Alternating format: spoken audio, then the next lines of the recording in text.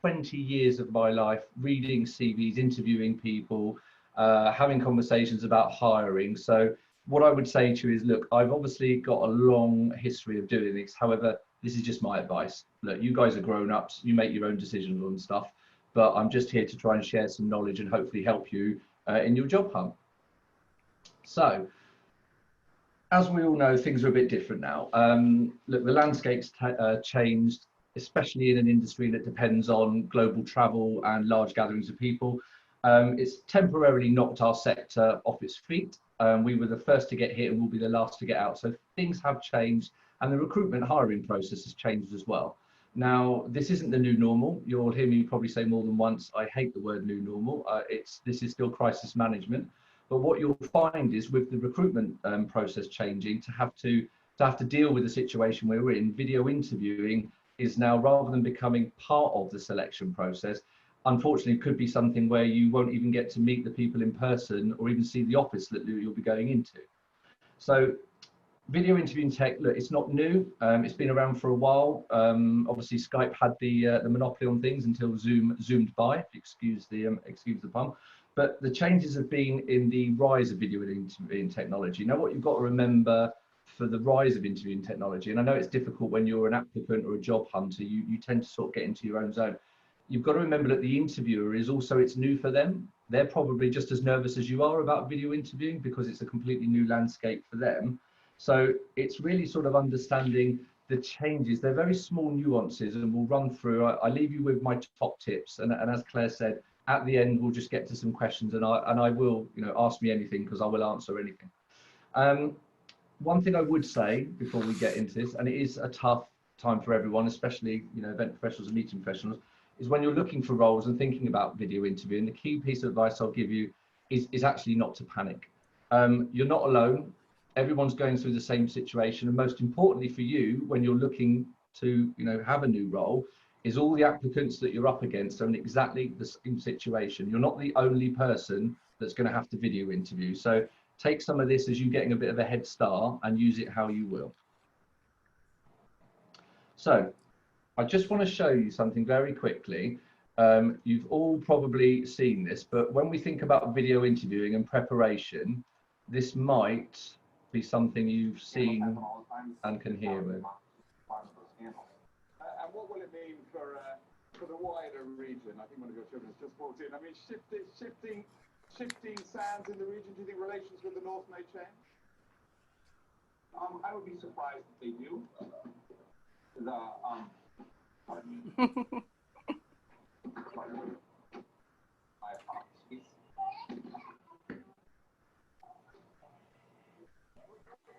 The region. My apologies. North Korea, South Korea's policy choices on North Korea have been severely limited in the last. So I had to obviously leave it in until the mother came to close the door, like some Monty Python sketch. So the reason I wanted to show you that is this leads into. If you manage a team. Oh, sorry. Monday.com is a platform to track everything a team is. We use it for all our projects, marketing, product Bear with development. me, sorry. Technical error on my end. This is why I can't wait for live events to come back, because idiots like me can't control technology. So excuse me for that.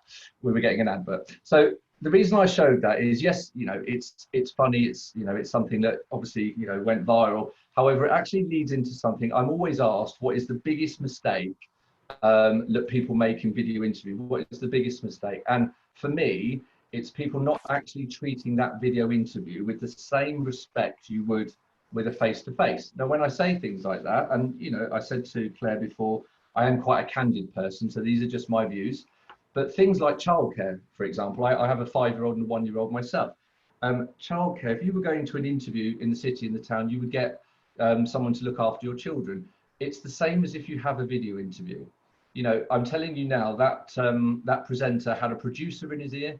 He had an exec director, he had his boss in his ear going absolutely mental at him for that. And he was probably hauled over the coals, as much as we'll laugh about it. So when you're going for something as important as a job and a career, your children need to be looked after. They cannot come running into that room. It's not funny in an interview. It actually shows a lack of preparation. The other side of that is animals. Same thing with animals. Now, as I said, I've got a 5-year-old as well as a 1-year-old. They sort of gel into the same thing, animals and children. But again, the same thing with kids. It's make sure it's not cute, it's not funny, and you are being judged, not just on the personality, but again, this is about planning and preparation and how you respond to a formal environment. You are interviewing for a job and a career. Now, the other sort of key mistakes about not respecting it as face to face is, weird enough, people tend to not wear things like shoes or, you know, put a pair of shorts on for these sort of interviews, because, you know, you can only see this far. You can't see any lower than this. For me, if you're going for an interview, and again, this is just a personal thing, just have a look at how you're preparing for that. You know, weirdly enough, and my wife and I were talking about this earlier, you know, putting on a proper pair of work shoes, your trousers, your suit, ready for the interview, that actually puts you in a different mindset. And it's small things like that that will make your mind realize that this is a serious situation. So obviously you want the job, so you need to act like you want the job. And the one biggest piece of advice I'll give you on mistake is preparation, preparation, preparation. Get ready to be interviewed, because you are being judged. And an hour interview, usually 45 minutes at the moment, that is a lot of time to just have a face-to-face without any nuances of personalization. So what I've got for you here are just some quick wins. I mentioned to you later, I've got some top tips to go through, but I thought I'd give you some quick wins pre, during, and post the interview. These are not specifically around tech, they're more preparation for a video interview. So things like pre-interview, this is what I would do. This is how you need to stand out. We've talked before in some of my CV webinars, how do you make yourself stand out to a hiring team or recruiter? It's about how you do things, but how you do things professionally. So pre-interview, there's nothing wrong with sending your interviewer an email or a LinkedIn message. It's genuinely not the hiring team that you met first, that you spoke with first of all, that are going to do the interview. So it could be a second or third person that you're going to meet you've never had contact with. There is nothing wrong with sending a very short, very succinct, very personal message telling them you're looking forward to meeting them, and is there anything they need from you in advance. Nobody never got a job for doing that. Now, on the basis of the other side, of course, nobody ever got a job for doing it, but that will mark you out against the other people that just rocked up for the interview on the day. Other small things, and I can see this on some of the people's Zoom profiles. If you're logging into an interview, that profile that you put in there comes up as under your name. So I can happen to see someone called Lynn Sullivan, for example, there. If Lynn had luscious legs Lynn or something like that written as her Zoom message, again, you think it's funny, but I still get sexy69@gmail CV sent to me. It's making sure that when you're logging in for that, if you can do it individually, put your name in, but also put the position that you're going for. So if Lynn, you were going for a head of events, for example, you can put yourself in as Lynn Sullivan, head of events. So when you're being interviewed, you're already advertising yourself as what your role is to them. And they're all small, NLP, psychology, call it what you will. It's just extra little things along the way. Nothing I'm going to tell you today is a nailed on, do that one thing and you'll get the job. If I could do that, I'd be a very, very rich man. What I'm going through today is just some small tips for you. So the other thing as well, and you'll notice I have a background. This is very simple to do. It's a JPEG or a PNG. There is nothing wrong with you maybe putting some key highlights here on a background, or putting your name, or just putting something, not that it takes away from the interview, but something there that sticks in their memory. Get them to speak to you. Now, you'll notice earlier, for example, I walked away from the camera. And the reason I walked away from the camera is I want you to see my #fitability t-shirt, because you'll be thinking of #fitability. And for people like Natasha and Meg that know what fitability is, they'll know that I have to get #fitability in everywhere. So when we're talking about pre, don't just think about the conscious, think about what they're seeing. So this is my background, and I choose this because I've got a home office. However, at the moment, with my 5-year-old and 1-year-old, my home office tends to look like a second playroom. Now, no matter how funky you think your photos are behind, what will happen is you'll realize that the light shines off one of them and it's completely in your eyes or completely in their eyes before you do it. So personally, invest in a £6 light ring and you'll see the difference. That's me turning now these are actually selfie light rings. I think the target demographic is 12-year-old girls and boys, but I spent £6 on that, and that light lights up the whole place with it, and it does make a difference. Now, here in the UK, it's 8:10, 8:30 in the evening, but again, wherever you are, It's all about making sure that they are focused on you. Now, the other thing as well is about logging in time pre-event.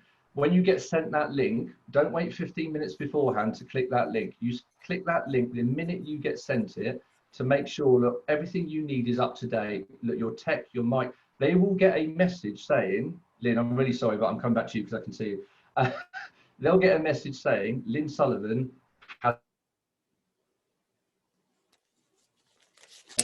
joined the meeting. They'll know that you know that they're not meeting technology there. She is making sure that everything is ready. So do it when you get it, not 20 minutes before, in case it goes wrong, basically. The other side of that, if your interview's at 3 p.m, you be in there at 10 to 5 to at the very latest. Okay, 5 or 10 minutes early is on time. Being there at the time of the appointment, in my eyes, is late. Because if you were going to an interview, you'd be in the reception area. So you would be waiting for them. And at this stage, unfortunately, it is a bit of dog and pony show. You are there hoping that they want you. So be there ready, waiting for them. Don't have them waiting for you, trust me. The other side, I mentioned earlier about the hiring team and the interview team. This is pre-event, pre-interview. I've got to stop saying pre-event, it's in my head. This is pre-interview. For me, and it's a real key thing, and recruiters generally don't like being asked these questions, but if you've got a recruiter putting you forward or a hiring manager that's putting you forward into somebody you've not met yet, you need to know why you have been chosen to go for interview. Not feedback on your application. You need specific points as to why you've been chosen to be put in front of that interview panel. On the flip side of that, you need to ask, because you will have them, because nobody is perfect, you will need to ask what skills or experience gaps do you have that could stop you getting that role or that they're concerned about. This is before you meet the interview panel. So your hiring team, especially if it's a recruitment agency, they should be able to give you that information, because if they can't give you that information, are you wasting your time on an interview if they can't tell you why they've put you forward or what skills gaps you have? So make sure you're not just a benchmark or you're not just a number that's going forward. Make sure you're there for a job that you can get, because that's an important thing. Don't waste your time and energy. Some tips on during. If I'm going too fast, Claire, give me some sort of signal. During the interview, one of the hardest things that you're going to do, and I really struggle with this, as you can probably see from this, I really struggle with building rapport with people when I'm not in a room with them. I find it really, really difficult to look. You can't see what's going on here with my notes, my hands.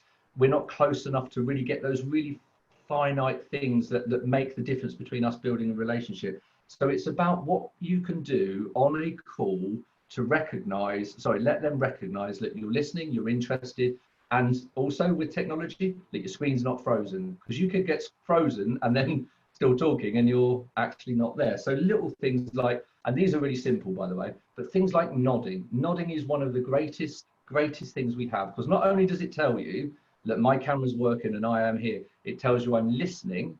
And from a psychology point of view, from an interviewer, I'm agreeing with you. So you now feel wonderful. So nodding is your friend.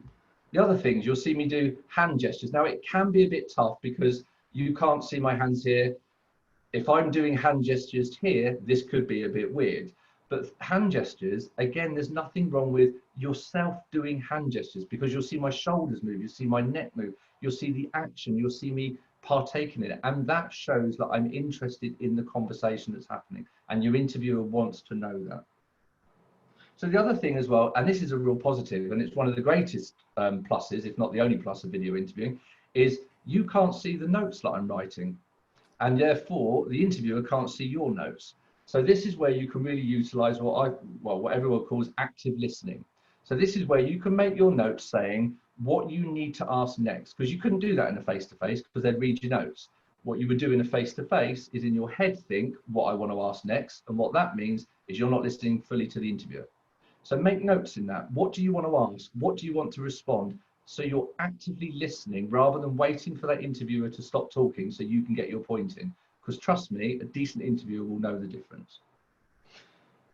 One of the things that's obviously coming up a lot is people, and again, it's about video interviewing because, you know, it's a byproduct of COVID, is people are getting asked at the moment how you're coping with COVID. So there's two different questions: how you're coping with COVID and what have you done during this downtime. Now, as a personal thing, if anybody starts judging you or selecting you based on how you've coped with the biggest crisis to hit our lives, I vote that you turn that off and leave and walk away immediately and tell them to, you know what, from me. If someone's asking you, how are you doing? How is COVID? Trust me, that is not the time to be, yeah, fine, you know, it's all okay.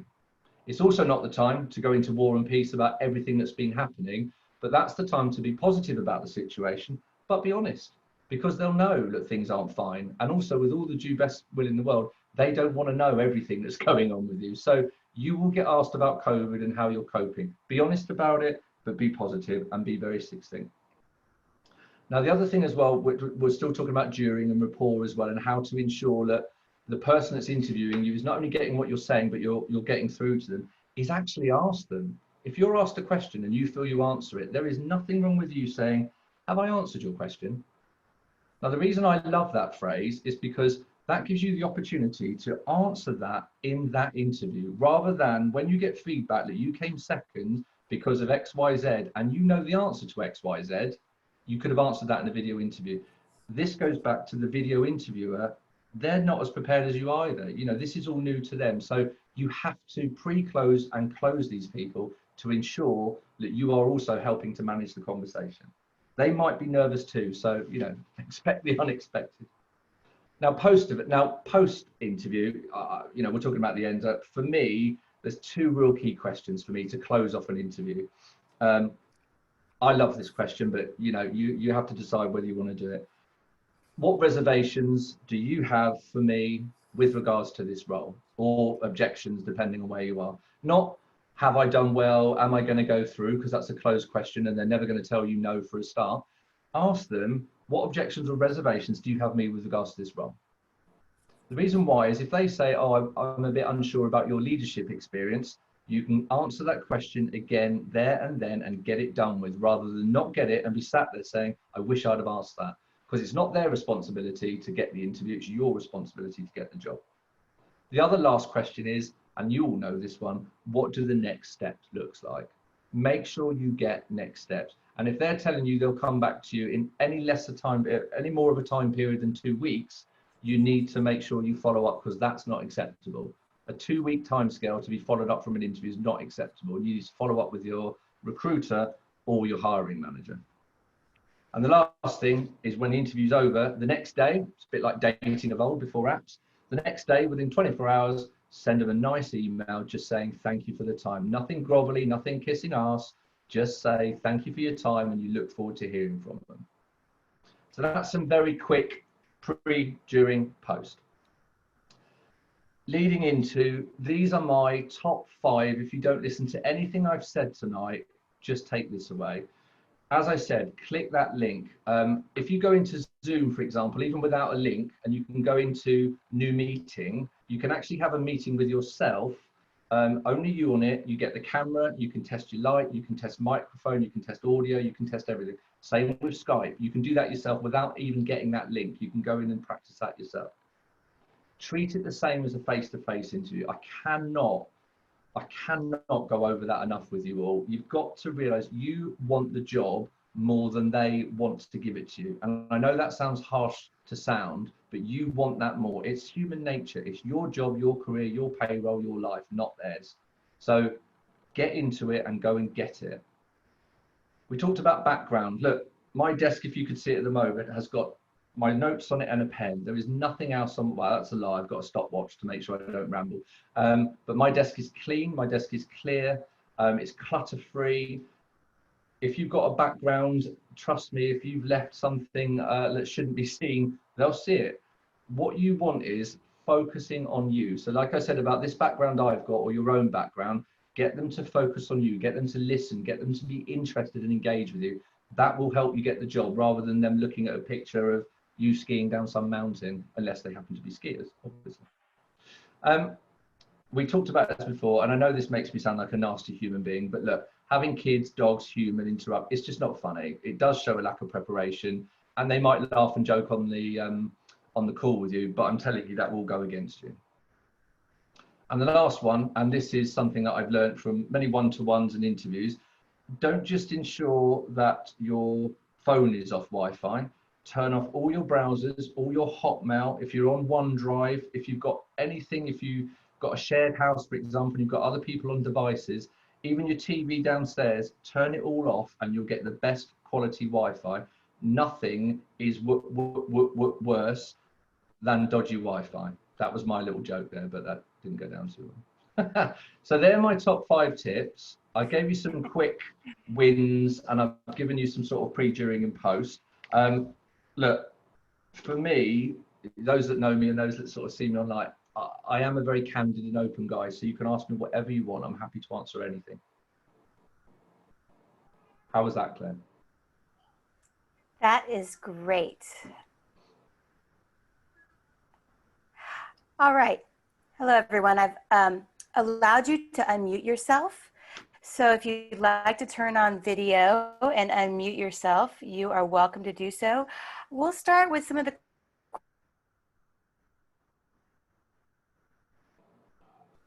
There you go. There was one error on my part. All right, so we've got a question.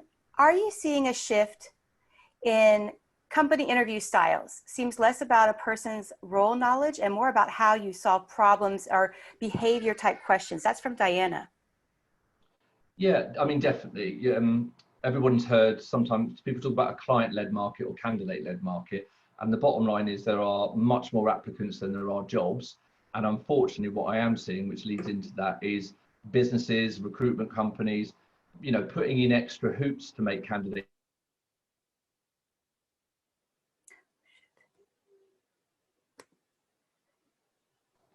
Oh, have I muted there? Did you? There you go. I was trying to unmute everybody and I accidentally muted you for a second. So can you repeat that just a moment? Okay. Sorry, yeah. So lots more applicants than there are roles. Lots of business at the moment, unfortunately, making people jump through hoops, which for me is terrible. And trust me, we have long memories. We'll remember who you are. But what I'm also seeing is people really just sort of going through bullet point lists now. And part of that is just getting to some of these problems solved, how you can help, just getting right into the nitty gritty, because they're just not interested. They know that they've got 99 other applicants that would push you out the door and will be treated like that. So for me, the interview style has moved much more into a tick box exercise, and especially when it's video interviewing, because it is hard to get that relationship. And I'm hoping, obviously, that's a short-term thing.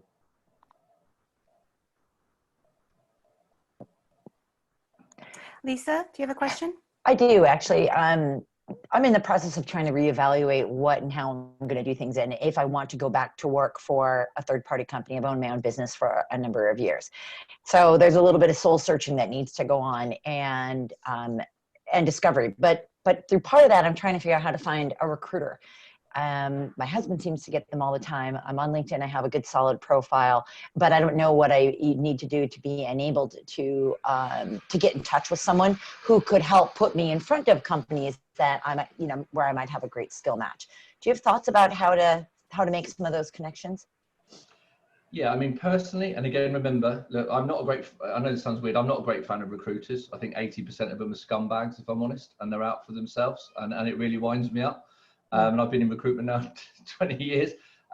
Personally, if you're reaching out to recruiters to expect them to find you a job, that won't happen in the contingency market. That's not what they do. They're a mass numbers game.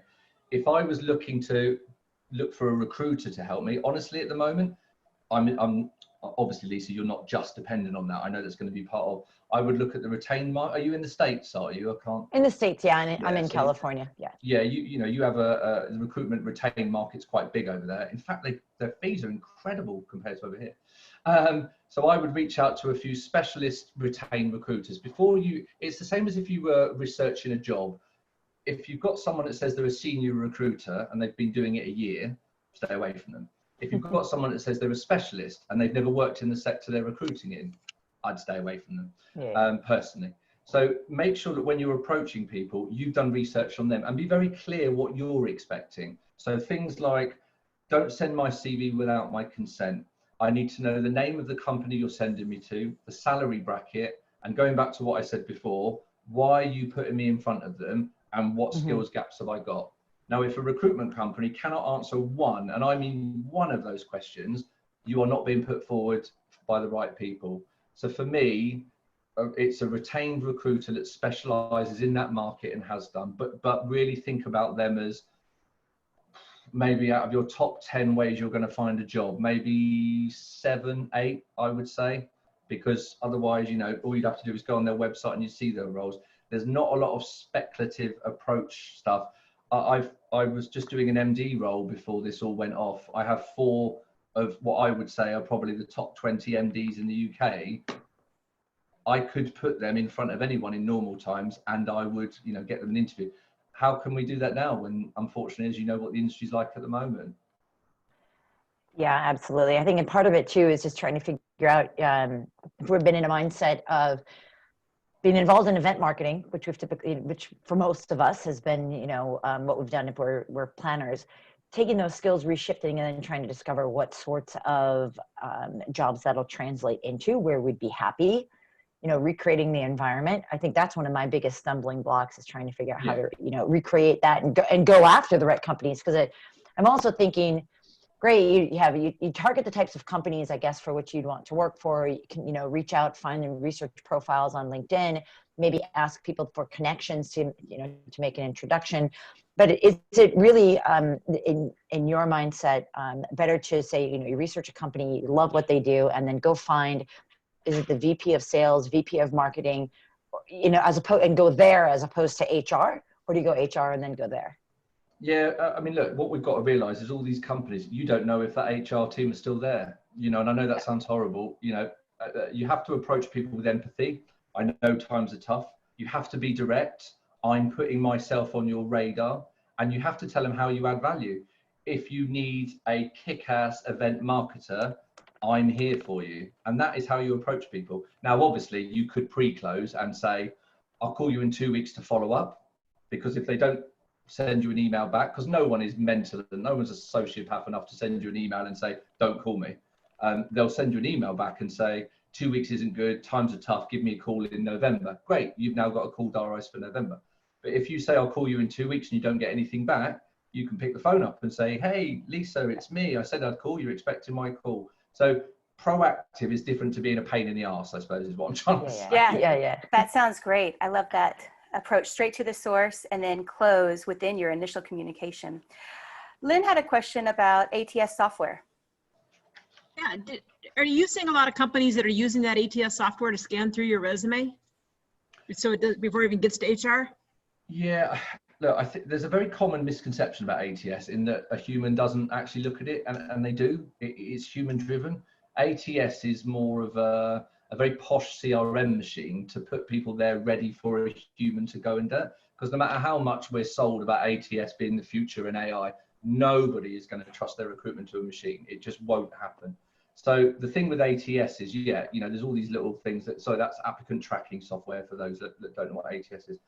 I'm not actually seeing it at the moment because it's a lot more personable, but what's happening is before maybe they would have got 30, 40 applications, they're now getting 150, 2,000. So the ATS is doing the sorting, but they are making sure, because the more applicants you have, Lynn, it doesn't actually mean that recruitment's easier, it actually means it's harder, because you've got all these people telling you the stuff that you want to hear because they just want a job. They don't want a career with you. They don't know your business really, just you're paying right now. So I think that we'll see a huge turnover of staff in about 6 to 9 months when everybody goes, right, well, back to normal. I got that job that I didn't really want. I'm now going to go and find my other one. So ATS is important, but a human will be more important at that stage of why have they got to me in front of, because ATS really is used for sourcing or resourcing or putting people into categories, but a human goes in and looks at it. It's not an ATS yes or no. Thank you. I was experiencing was I did a resume and a job description that it was not using the tenses, like I managed, and the job description says manage. So therefore it wasn't catching that I had management experience. So I was just hoping that it wasn't quite as important as I've heard that it is. So I guess I'm not really. It is important, but if you imagine you've got all these people pouring CVs into a funnel. That's what ATS is, a funnel, but it's a funnel with different outlets. So all those people, for example, that have put managed will go into funnel 1, like top tier. But what they're saying is, human, please look at this tier now. Now, in normal world, maybe they would have got to you in the next tier because you had a lot of the secondary keywords. But now, Lynn, unfortunately, they've got 999 people in that. They're not, you know, it used to be in the old days, yes, no, maybe pile. Now there's no maybe, it's yes, no, yes, no, yes, no. And that, because, you know, all contingency recruiters are, all hiring teams are, is human ATS, because they're not the people that are going to give you the job, they're the hiring team. A recruiter is not paying you, they're being paid to go and basically find keywords in your CV. That's what contingency recruitment is by its very nature. Sorry, and also, you know, interviews and all the other stuff that they say they do. I'm not a fan of recruitment, as you can tell. You hide it well. Yeah, not really. Well, I'm a retained recruiter. There you go. Thank you all so much. Thanks, Lynn. Thank you for your participation. There is a place to go meet up with others as we move on to our next session. So you are welcome to attend another session. I'll put the agenda for what's happening in this room up next.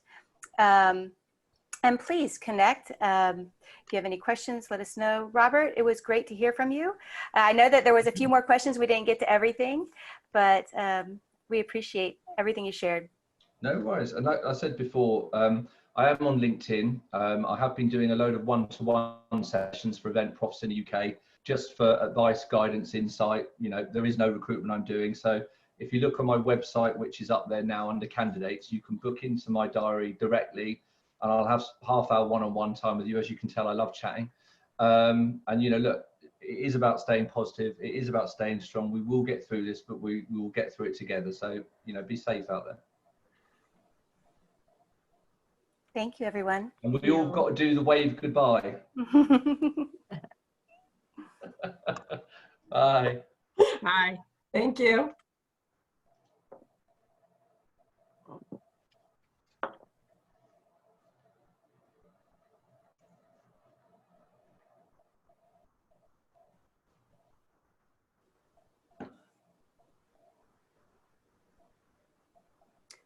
Robert, I'm going to unspotlight you and thank you for taking yourself off of co-host. No worries. I'll speak to you. I'll go now, yes? Yes, there's several great sessions. You can hop around. And if you have any, I will send you a link with the chat capture and follow up if you need any other place, or thank you. Lovely. Okay, lovely. You speak later. Thanks for that. Thanks for everything. You're welcome. Bye-bye. Bye.